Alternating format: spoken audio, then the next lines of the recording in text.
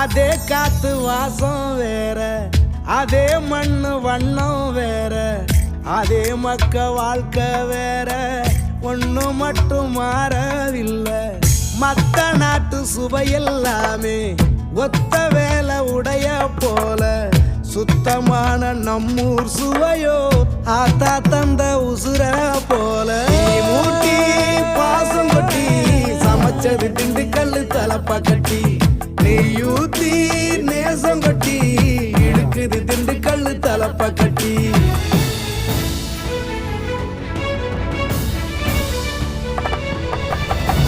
மூட்டி பாசம் கொட்டி சமைச்சது திண்டுக்கல் தலப்பா கட்டி, நெய்யூத்தி நேசம் கொட்டி படைச்சது திண்டுக்கல் தலப்பா கட்டி.